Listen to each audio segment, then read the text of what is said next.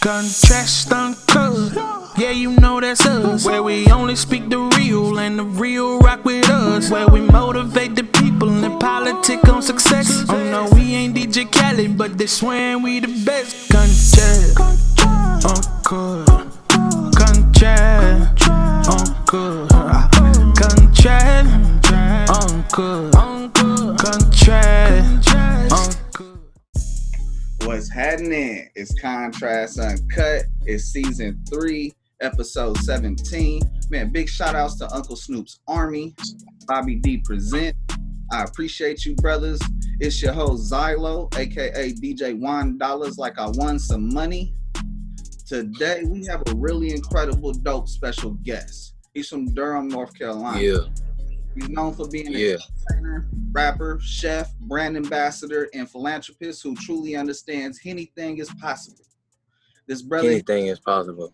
Yes, sir. This brother hit the scene on Facebook and quickly became a household favorite and an internet sensation. My favorite parts of the video is when he yells, "Lit!" And he's the most comfortable man in the world. And the founder That's a fact. Yes, sir. Founder of the world in Atlanta. The Henny House is home to the number 2 watch cooking special in the world today. Yeah.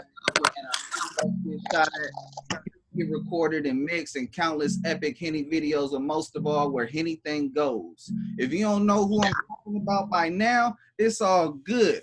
We got all episode to chop it up with the Versace. Chef Henny, Harvey J. Everybody, how you doing, brother? What's up, bro? How you feeling? Hey, you know, I'm juice. I'm trying to be slow motion like you, though. Yeah. Yes, sir. Bro, what the fuck you been up to? Man, I've been kicking it, man, and enjoying that van life. We out here in the sunny side of LA right now. Can y'all can see my camera? Oh, yeah. All right. These are views for this morning, man. Ooh. Niggas been kicking it, man. It's exquisite. It's exquisite. Anything is really possible, man. So, you know, over the past, I'd say like 6 months, I've really been embracing minimalism to the fullest degree.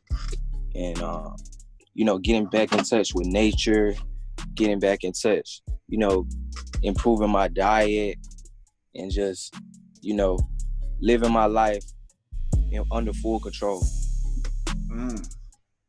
Hey, I feel like you're going through serenity.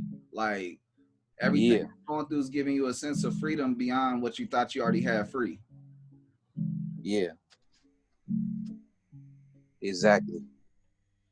So, Chef Henny, bro, I got a quote for you. Let me know how this quote relates to you, or if it doesn't, the idea is I want you to talk about it.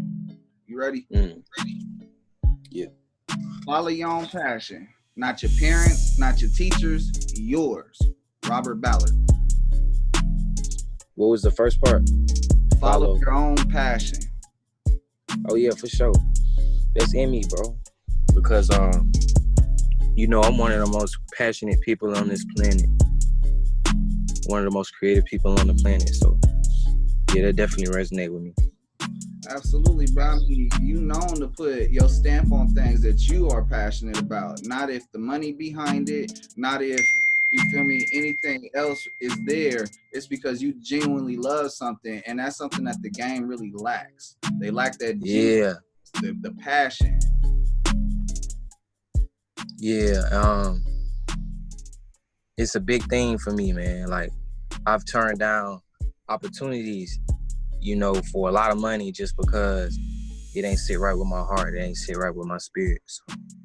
That's right. And I mean, bro, because you're so real and transparent of the situations, you know, people are able to be inspired by making the right choices and be motivated to add Hennessy to anything. Anything, brother, anything. Absolutely. Now, we lit! Yes. Talking about entertainment industry, did the game choose you or did you choose the game? I would say the game definitely chose me because, you know, the way that I market myself and put myself out there on social media, you know, I post very seldomly, and, you know, my fans can co-sign this statement. You know, when I came out and I started my cooking show and I started, you know, creating media for my channel and whatnot, I wasn't that YouTuber guy with like the pre-written script and shit. Y'all follow me and like the video, subscribe and all of that. I didn't ask nobody to share my videos. My intention really was like, at first they tried to categorize me as a comedian, but I mean, to this day, I still feel I haven't told a joke. But, you know, I bring joy to millions of people and it's a blessing. You know, I don't regret it for one day. And there's not a single day that I don't appreciate all of the love and the positivity around the brand and being able to bring more awareness to the lifestyle. You know, I stand for comfort and being as comfortable as you possibly can. You know, I don't own regular clothes. So, you know, this is a real lifestyle for me. I'm really out here in the hills, barefoot, in a road, bro. Nah, bro, that's real.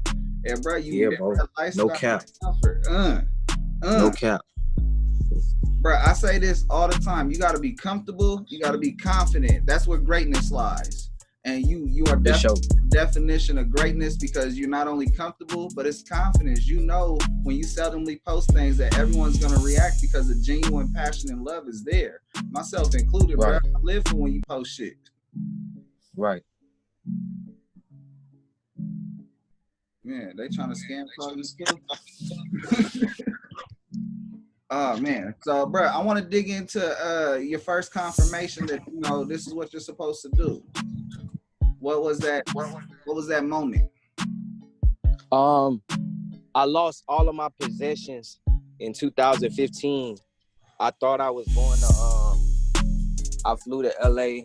I had an opportunity, or you know, I had some positive gestures from some people in LA for me to come out. So I flew myself out to LA in 2015. And I thought I was going to be, at the time I thought I was going to be signing to Master P. And, you know, I did meet him. He put me on some real game. But, you know, I was sleeping outside the studio for mad long. And I thought I was going to be out in LA for like a week or something. So I parked my car at the airport. 3 months later, I'm still in LA. And I don't know if y'all ever been in a situation like this, but when you're chasing a dream, you put everything on the line. So long story short, I was in LA and I had an apartment back on the East Coast in Miami where my car was parked, and I didn't have money to fly back. So, you know, I was out there just in the streets trying to get it by any means. And I ended up getting evicted. My place got evicted on the East Coast while I was on the West Coast, and I couldn't do nothing about it. So what I'm saying is, you gotta picture this. I'm in a shitty motel in LA with my manager at the time. Shout out, I Discover Stars. And, you know, I get that call from my neighbor back at home. He's like, yo, where you at, bro? I'm like, man, I'm in LA. He's like, they came, what they call them, the marshals, they came, all your shit on the curb, bro. Like, it's just people stopping by because, you know, I had night shit. And it was at that moment I realized everything that I didn't pack in my luggage was going to be gone. Like, that was just going to be it for me. For all of my possessions back at home. Everything I had in my luggage was all I had at that point. And, you know, people in the room, you know, when they saw I got their call, everybody's like, damn, bro, what you going to do? Like, maybe we could all chip in and you could catch a flight back tonight or something and go try to handle that. I was like, nah, bro, I ain't even mad because at the end of the day, you know, when I really think about it, I got my laptop with all my music right here. You know, I got a couple robes and, I mean, yeah, I had a whole bunch of designer shoes and bags and it's all kind of belts and Gucci, Prada, Louis, all this shit sitting out down the curb. And I know motherfuckers is having a field day with my shit out there. But I was just thinking about it like, you know, I came out here for a purpose. I'm not going to let material things stop that purpose. And I'm definitely not going to let that shit have me down in the dumps over possessions that I could get back. And from that day, you know, I didn't own regular clothes no more. You know, I took it all the way. And one thing led to another. By the next year, 2016, I made a social media account. And everything else was manifestation from there. You know, that's amazing, brother, because, you know, you put the whole point that you manifested plan A, and the only thing that's going to go to plan A that creates plan B, plan C is supporting plan A, and that's to make it. And, you know, it's Right. a great testimony, brother, that, you know, you have to be okay to hit rock bottom to know that you see the bigger picture, that you're going to thrive and go past surviving. Yeah, bro, it's the beauty in the struggle.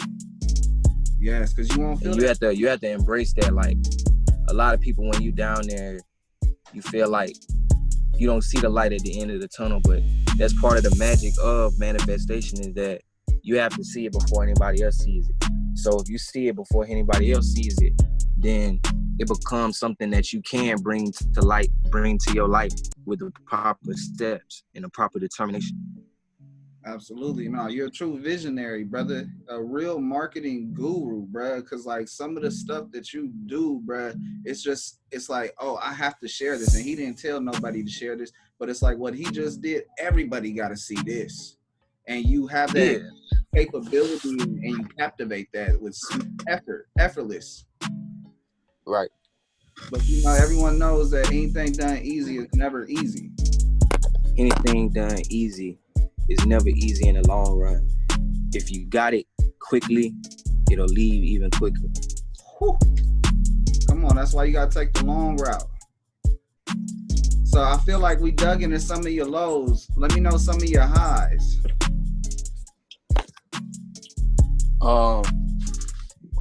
It wasn't really a material thing for me. It was like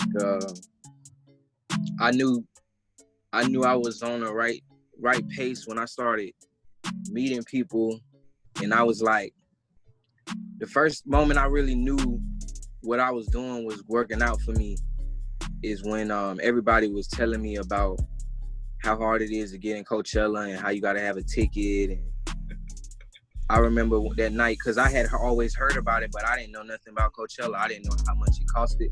I had never really lived on the West Coast or even been in no festival like that. Bro, so the day of Coachella, I tell you the story. The day of Coachella came, and you know, everybody's talking about it. Oh, you going to Coachella? Yeah, but I don't have a ticket. My stupid ass gonna go all the way out to the desert, not realizing you need a ticket. Then I get there and everybody's like, yeah, man, it's sold out. You're gonna have to get one second hand, all this shit. Man, I started walking up to the gate and the securities over there had recognized me, and I ended up taking photos with the security. They rolled me in there on a golf cart straight to the artist section. And they had a robe. They gave me a robe. I don't know how the hell Coachella had a robe. It's like they knew I was coming or some shit. I don't know. Manifestation's crazy. They let me in Coachella for free, and then once I got in, I realized tickets was like $600-700. It was at that point I said, damn, this shit ain't cost me nothing. Come on, bro. It's in you. And just the opportunities. Access, bro. I was meeting all kind of, you know, celebrities that I looked up to and shit, and just bumping into them, and, you know, they like, oh, it's the legend himself. And I'm like, who, me? Like, nigga, you way more famous than me. You know what I'm saying? I didn't even know that you be on Facebook or Instagram to be watching my videos. And, you know, it's real surreal because, like, you know, when you find or run into people that you look up to and they have some type of admiration for your work, that feeling is priceless, because it's like, damn, how the fuck did you even know I exist? You know, let alone, you know, the first time I actually meet you in person, you already hip to what I got going on. Hell, let's get in the studio. You know what I mean? The next step. Yeah. Nah, bro, I got like stories like that myself. Now, granted, I ain't nowhere near as confident as you, brother, or near as creative as you. But I've been like, bro, it's a process, man. Come on. Don't count yourself out. Oh, no, I'm not. But, you know, I'm giving glory to glory. Sometimes them shoes is too big to fit, and you just got to be a man to say it. And so I got my own lane, but your lane, bro, I respect it. And I've been a seat filler for award shows, and I find my way to being after party and VIP every time. And, you know, that's just a testimony. Access, baby. Come on, bro. It's all about manifestation and seeing it through. It don't matter who around you, and they don't understand it, but they going to see you on the other side and be wondering why they in the parking lot you in. Right. And that's just real, true testimony to just manifestation and really just understanding that when you see something, you believe it, you make it happen. There's no excuse other than the excuse to do it. I gotta ask you, bro, who inspired you to be your own boss? Who gets that credit?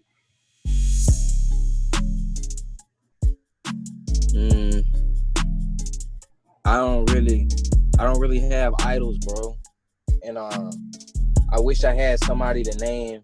I don't mean it in a bad way, but growing up where I grew up and seeing the shit I seen, the only thing that inspired me to be who I am today is wanting to get out and wanting to see the world and wanting to not go down the same path other people. So I would say I had a lot of negative influences that made me overcome obstacles and overcome my situation, because they always say, everybody that grows up in certain environments, they can either let it consume them or build them up to overcome it. And that was just what I did.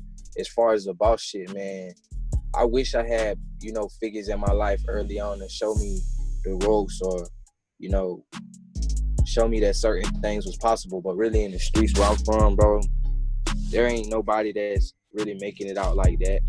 And it ain't really nothing to look forward to, bro. It isn't until I was able to travel the world that I was able to break the programming, bro.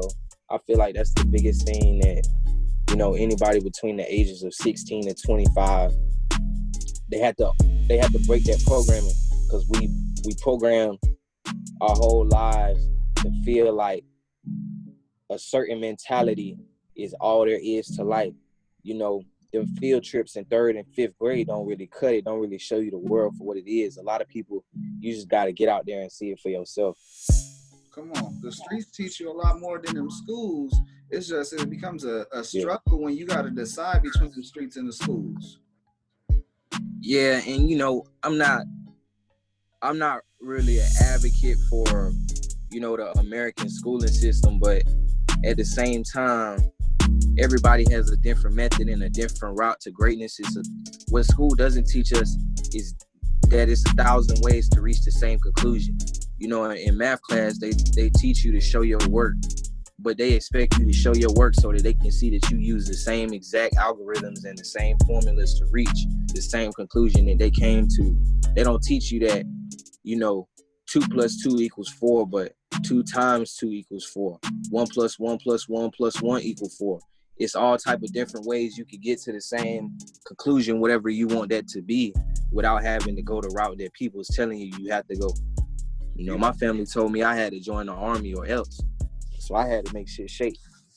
Come on. Well, bro, it's hella dope, because you don't need to be an advanced calculus anything to understand algorithms and understanding people like your stuff. Right. And that's the beauty of it, because as you just said, there's 5 different ways to get to the answer 4, but the whole idea is you got to be a part of one of those 5 ways to get to. It's a million ways to get to 4, bro. Absolutely. It ain't just 5, you know what I'm saying? I just gave a few examples, but yeah. Oh, you right. Bro, I gotta ask, what's been your favorite purchase so far? I know you're not into material things, that's why it's an interesting question. So my favorite purchase isn't like a purchase per se. It is, but it isn't. I'll explain. So I'm actually sitting inside of it now. I have a Sprinter that I got from my late father. He passed away like 1.5 years ago to a heart attack. I lost him at 50. And, that was my dog. Anybody that knows me know that, I ain't really have a mom. I ain't really have a family like that or a traditional kind of upbringing. So, my father had full custody of me. And, when he passed, he had a work van. It kind of looked like a FedEx truck or, like the Amazon truck, but it was white, had hella rust marks on it, didn't run, needed a turbocharger, etc. And, that was his work truck. That was his grind mobile. So, it kind of motivated me, inspired me to take what his work van was and turn it into my work van. So now I got like a studio in here, office on wheels. I got my bed, bathroom. I got the kitchen, lots of Hennessy, brother. Got my robes laid out for the next week. And you know, I'm in the solar constellations and the stars and shit like that. So a lot of the work I did myself, it wasn't cheap. It wasn't a cheap process to restore this thing or make it something special to this degree, but it was definitely probably my favorite thing that I spent money on, because you know, I could come out to places like here, be on that van life and say fuck the hotels, they ain't getting none of my money. Bro, what's most beautiful about it is that you created Chef Henny on wheels. Right. Yeah.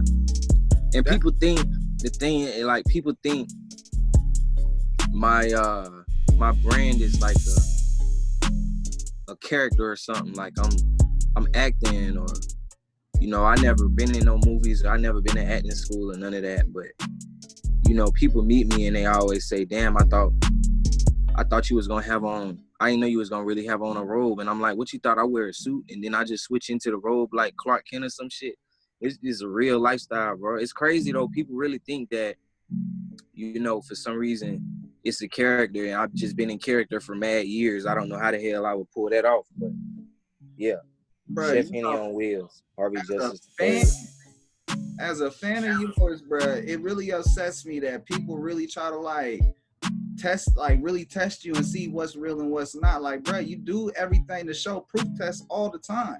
And it's like, it's upsetting that people still want to talk about it. But at the same time, the idea is to get people to talk about it, so it's there. But it's like, come on, bro, this brother doing everything. How else you gonna get this shit to catch on fire? How else you gonna do this?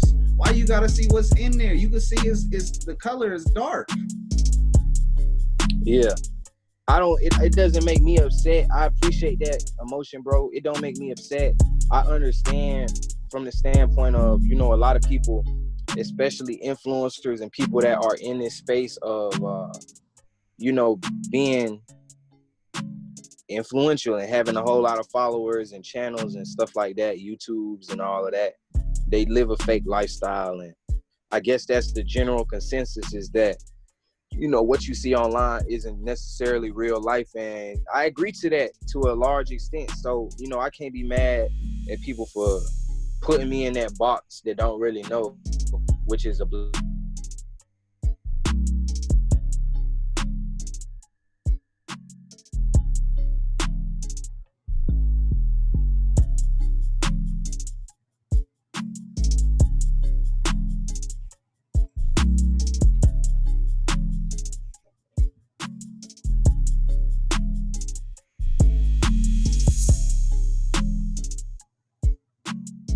Well, this commercial break is brought to you by Chef Henny.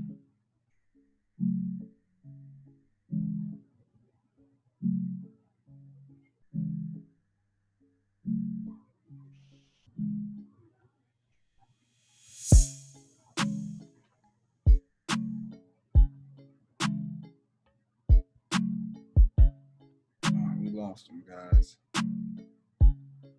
Hopefully he logs back in. I'm not done with my shit. Shit was getting good.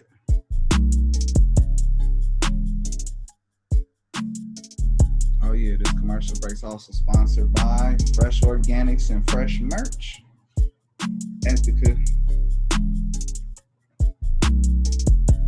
Thank you.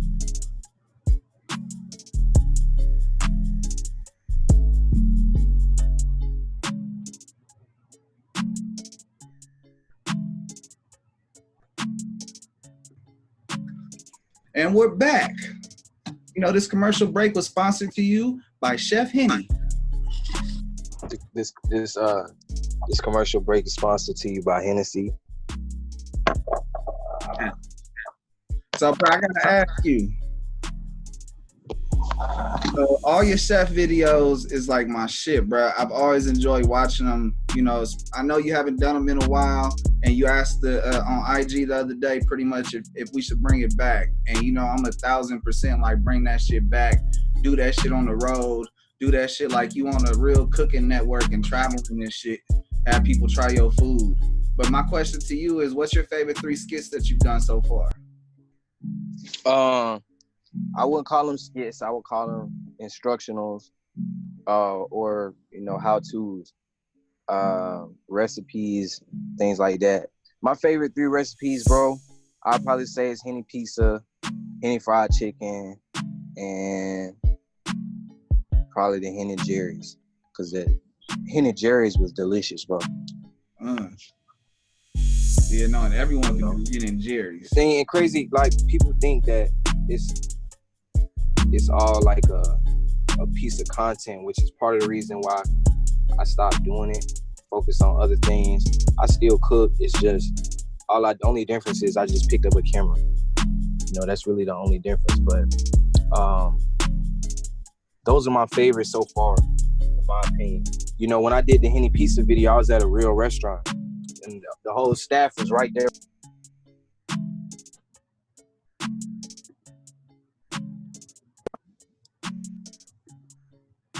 You said the whole staff was right there in the kitchen?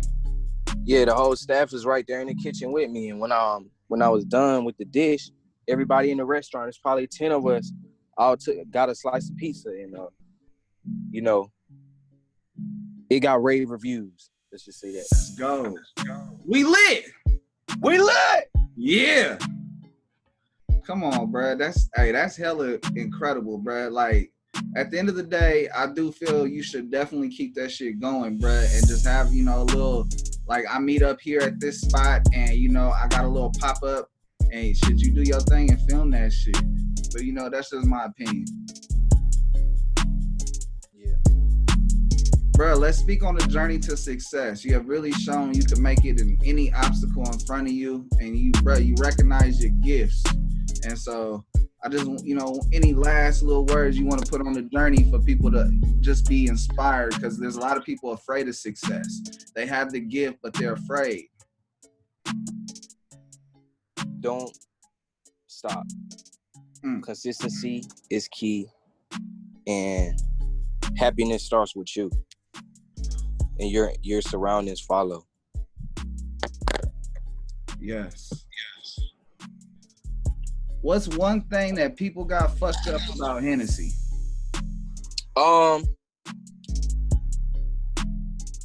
People think that Hennessy is alcohol. Hennessy is not alcohol. Hennessy is Hennessy. Yeah. Yes, sir. It's like water. Just different variations. The purest form of groundwater. Yes. Yes, sir. So, Brad, what would you be doing if you weren't in the entertainment industry?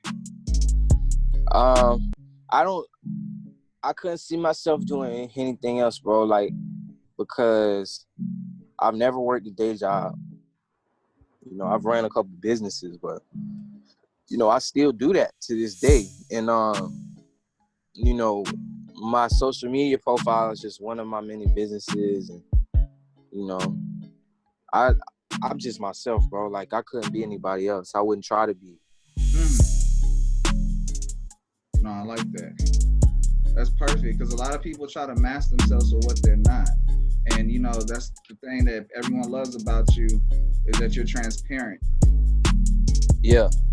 And, this show, that's the whole thing I pride myself on, is being real and transparent. And, get into the success story and get into the blueprint of what made you successful, so that other people can see it. And if they hear about these speed bumps and these potholes that you talk about, they're able to be inspired to jump over them, or, not spend too much time in it. Right. So, no, I appreciate your testimonies. I'm going to put a pause, bro, on the entertainment questions and go on to my next 3 segments. And we're going to keep this show rolling so we can get you up out of here and onto your business. My first segment is the awareness segment. We talk about police interaction. And I ask all my guests, when was the last time they were pulled over, and what's some advice they can give in a situation of being pulled over and interacting with the police.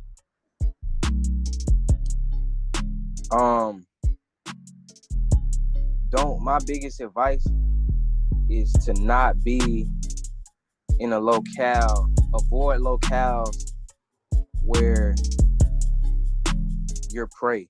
And what I mean by that is, a lot of people know the Henny house. KKK is the reason that I'm relocating the Henny house. I had multiple brush-ins with the law being there in that area. I didn't know that it had a very long history of racism that dates back centuries. I mean, you know, the county of Forsyth, if you look it up, you know, 60, 70 years ago, there was an incident with a little black boy that was accused of raping a white woman. And, you know, not only did they hang him, but they exiled all blacks from the community. So less than 100 years ago, black people wasn't even allowed to be in this county.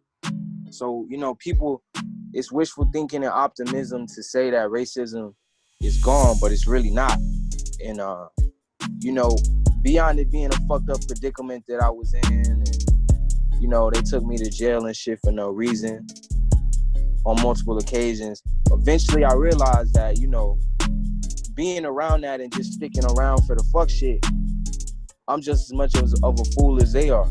So what I'm saying is, if you know you're in an area where you're prey, or, you know, they fuck with people like you, then you shouldn't be there. You should change your environment through any means, because, you know, you're not gonna get different results just protesting outside of a building. Those people still feel the same way they feel. And it's a lot of earth out here. It's a lot of land, and, you know, the Lord that created this planet blessed us with a lot of longitude and latitude to work with. So, you know, just circle around, change your environment if at all possible, because a lot of times you can find yourself getting in trouble a lot over and over and over and over again. And it's just based on where you at. Because that was what was going on with me until I changed my location. As soon as I went somewhere else, I wasn't going to jail no more. You would think that, you know, my behavior changed if you look at my record, but it's really just the location.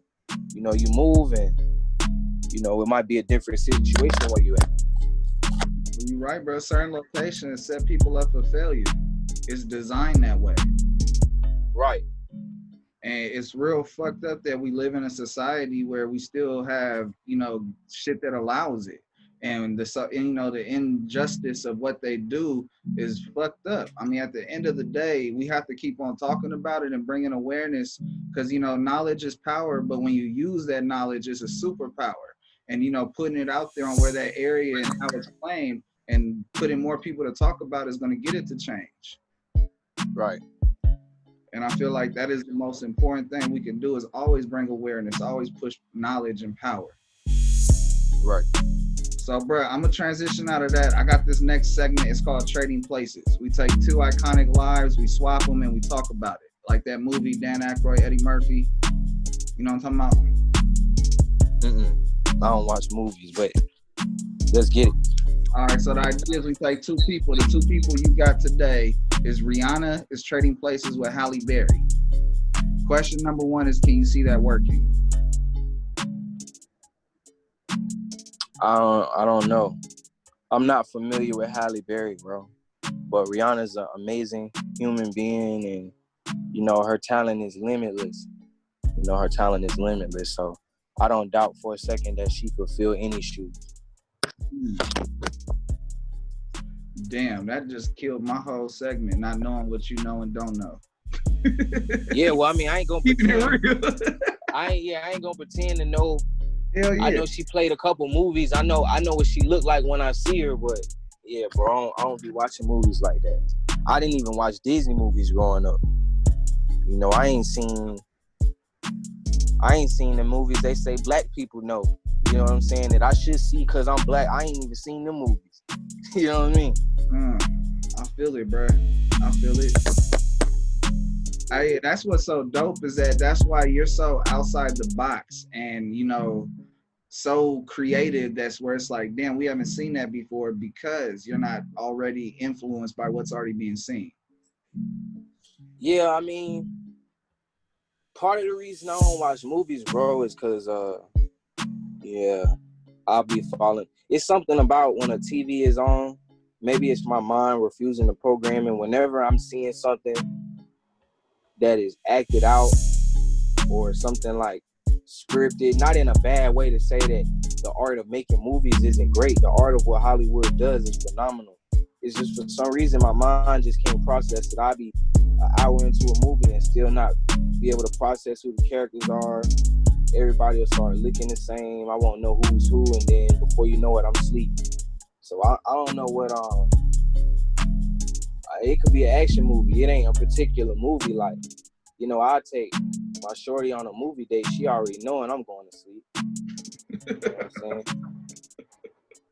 I walk in the theater with a pillow out this bitch.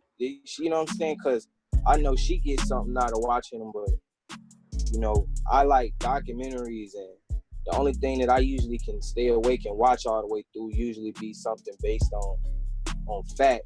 The closest thing that, you know, might be like a reenactment, but it's all fact-based stuff, because at that point I feel like I'm learning something. When I'm watching a movie, I feel like I'm just watching somebody's vision, and for some reason my mind just doesn't process it like that. Bro, that's very intriguing. That's hella smart. Like, because at the end of the day, you're not feeding yourself no bullshit. You like, you know, this shit don't make sense. It's not real. I'm done. I'm gonna tap out. Yeah, and it's not conscious. You know, I feel like when I tell people that, they like, what, you don't watch movies? And they think that I'm just saying I don't like most movies. I'm saying that you can put me in front of the number 10 or the top 10 movie in the world, IMDb rating of 9.9 out this bitch, and I'm still gonna fall asleep on it because it's a movie. That's all I'm saying. So it's not even a conscious thing. It's not even like I don't like the movie. It's just my mind. I can't process stuff like that. Nah, I feel it, bro. I respect it. I got this, especially coming off a screen. No, for real. I feel it. I got this next segment. It's called Impulse Q&A. You know, it's like fan questions. The idea is you got to answer 3 questions. You don't like the question, it's all good. Say pass. You ready? All right. Question number 1. You're in a long ass line. What are you doing to get through the wait? What am I doing for the wait? To get through it. Hoping somebody at the front of the line asks me for a picture. Finesse. Yes. Question number 2. What is the funniest drunk text you ever sent out? The ones that I type out that I don't hit send on. Then I wake up the next morning like, damn. That's the realest shit ever. Yeah, bro. That shit be typed out like a motherfucker. I'd be like, pull up, baby. We got such and such, such and such and such and such. I'm gonna treat you like a queen. I'm finna fuck your head up. You heard me? Here go the address. I fall asleep. Wake up. The next morning, she done sent me 10 question marks. I'm like, damn. There's always tomorrow, even though it ain't possible. Yeah, it may not be the same moment, but the moment's gonna come back. And the cold part is if you try and rewrite it, and if you don't copy and paste it and save it in the notes, it's not gonna come back out the same. Yeah. Yeah, I'd be mad as hell when I forget to press send. The phone should just send it. If I type it out, that bitch should just know I'm trying to send that shit. Alexa, can you do that? Can you send a message? To whom? I didn't think that far out. My bad. I'll tell you later. Sorry, I couldn't find a contact matching. I think that far ahead. I'll tell you later. To see who I can message, just ask me to show your contacts. All right, thank you, sweetheart. Question number 3. Of course. Have a good afternoon. Oh, thank you, Alexa. What's one place you recommend everyone goes and tries at least once? My favorite place in the world is Miami. Beach. I like islands. Bruh, now since you on LA, I'm from LA. I just recently went to South Beach in Miami, and bruh, I could not get with that humidity. I couldn't get with the 4 times a day of showering. Like, I couldn't get with water. Yeah. It's still hot. My feet are still like burning because I'm touching the sand, and my body's still hot. When I go to the beach. Well, see, now the thing is this. My first My first experience with Miami, I went in December. My first time moving to Miami, I moved there in January. So I feel you, but you can't go to Miami during the summer, man. I didn't say all that. I said Miami. I didn't say June, July Miami. I didn't say August Miami.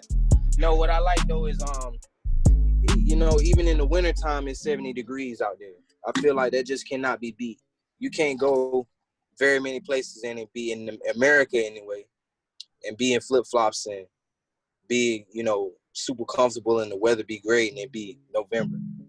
Hey, one thing I will give it to everybody from Miami, because I'm over there sweating like a bitch that stole a million things in the wrong house, sweating. Everybody out there got jackets on, hoodies, and pants, and they're not sweating. They adapted. They used to it. I'm like, they body got adjusted. I'm not adjusted. Yeah, you can't make it in Miami without no AC though. That AC is needed. Bruh, our Airbnb AC cut out on the last day we was there. We woke up in hot. Man, that sounds like you weren't prepared. Bro, I was so hot. We was staying off of Collins, bro. We thought we was in a spot to be until the last day, and that motherfucker woke up. No power, no Wi-Fi, no air conditioning. We couldn't wait to get to the airport. Man, that shit turned into an oven B&B.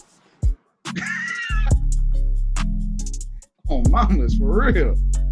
Man, Harvey J, brother, you have survived my awareness segment. You have survived my trading places segment. You survived my influence Q&A. As a reward, let's promote. Let's talk about what you're excited about. What everybody needs to go tune in and check out. Where's the music? Where's the? Come on. Yeah. So I'm out here finishing my album right now, and it's gonna be my debut. And I will be done by the end of August, and it'll be out before the end of the year. Hey. Tune in, new videos coming soon. Rihanna's album is coming soon, and my social medias and all of that is OMG is Harvey J. One last question before I close out. Yes, sir. What is the goal long term? What's the next thing after everything pops? To make the world a more comfortable place, bro. I love it. You know, I'm not gonna stop until I go to the grocery store and everybody got on the road.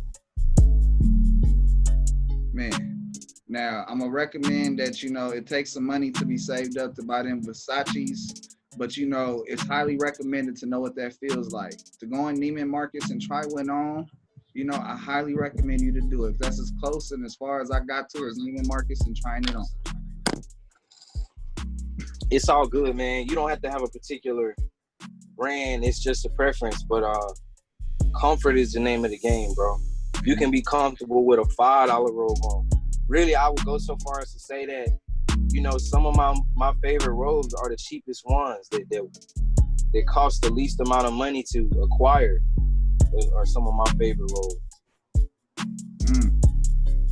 My only one I've ever had was one I took from the hotel spot, and to this day, that motherfucker's still hanging. Yeah, that's my favorite thing to do, man. If they give me a hotel room, man, they know I'm taking the road, man. As soon as I check in, I say, look, man, just go ahead and take it off the deposit, man. Robe is not staying. Robe is not staying. Man, I don't care if I got one from that hotel already. For me, it's just a token. You know, it's a memory. I may not. That's what they made the robes for. They made the robes to take. Just don't be surprised when they swipe you on that damn deposit. That's real. Hell yeah, man. No, I ain't fucking with the slippers in all these places, but the robes, yes. Yeah. And they be having them Chinese slippers. They take a cardboard box and sew some fabric over the top of them and call it a day. Man, put their brand on it and think they doing something. Yeah, man. That ain't got no art support. My favorite slides right now is the y'all showing to y'all. My favorite slides of all time, better than any designer slides, is these right here.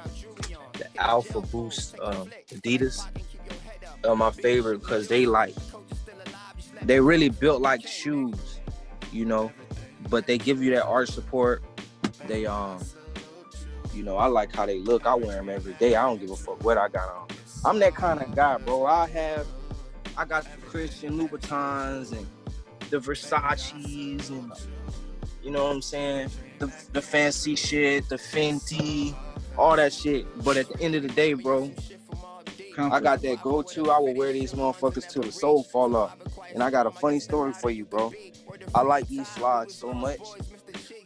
I got a brand new pair of these motherfuckers sitting right here up under the turbine waiting on me. Soon as the souls fall off of these motherfuckers right here, bang. Busting the new ones. Busting the new ones, bro. Like socks, like clockwork. He said, I'm ready for the day for you to retire. When you hit these 1,000 miles, boy, you're going to get retired and pop in a new one. Yeah, getting hung up on the wall. Yes, sir. Yes, Be the fame. We lit. We lit. Yes. Bruh, you know, if you notice, my show is different. It's unique. I got segments because those other guys got segments, but I don't do segments like them guys. And I'm like, how do I keep that same energy and close out? My viewers knows it's coming. I'm going to hit you with it. You got any questions for me? Yeah, bro. What's your favorite Bob Marley quote? Ooh, trust the world. What is this on my wall? Don't gain the world and lose your soul. Wisdom is better than silver and gold. That's powerful. Oh, yeah, it's on my wall. Yeah.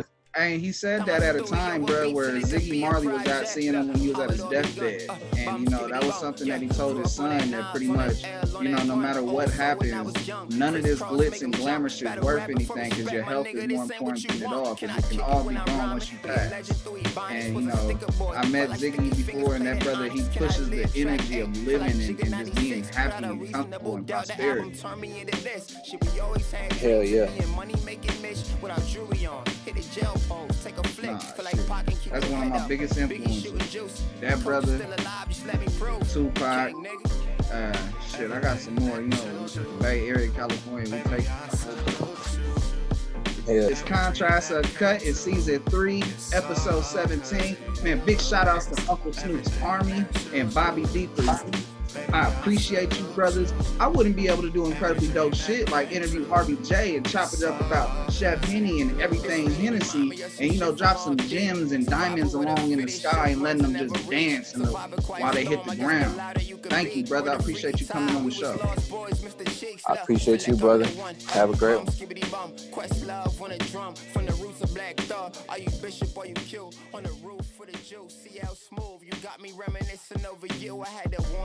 Regulate, mind playing tricks on me. Ghetto boys, better days. Jump around, house of pain. Mama said knock you out. Double L, Cool J. Time still ticking though. Big clock, Flavor Flav. That's a public enemy. They see me coming up. Every verse I'm going flip mode. Squad, bust a bus. Feel like pocket, keep your head up. Biggie shooting juicy. Coach is still alive. Just let me prove. King, nigga. Everything that you do, baby, I salute you. Every dream that came true. It's all 'cause of you. Everything that you do, baby, I salute you. Every dream that came true. It's all 'cause of you. Man, I know you guys can't smell this right now, and I ain't talking about none of that other stuff. I'm talking about some of that good stuff, that smell good stuff. I think it's breakfast. What time is it? It's breakfast time. Make sure you tune in to Contrast Uncut no matter what you're doing. Whether you're eating breakfast, you're smelling good food like I'm smelling, or if you're smelling other stuff, we're good to watch too. Make sure you tune in. Thank you.